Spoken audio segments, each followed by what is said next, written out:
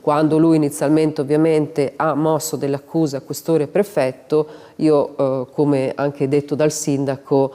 sono rare le scuse in politica e quindi per quanto mi riguarda il consigliere Di Lenardo aveva prima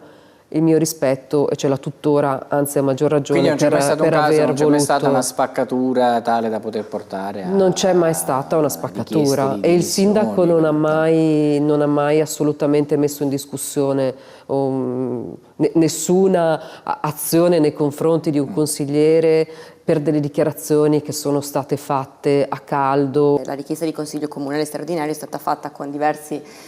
punti, nel senso che si impegna il sindaco e la giunta a anche fare una valutazione in merito ai danneggiamenti che sono stati fatti durante la fine di questa manifestazione, di questo corteo. E io credo che il consigliere Di Lenardo debba fare delle scuse che il sindaco ha detto pubbliche.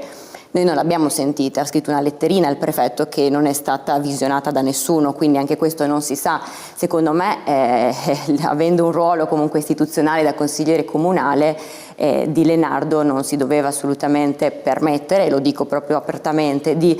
criticare una delle figure più importanti, che è la figura del prefetto,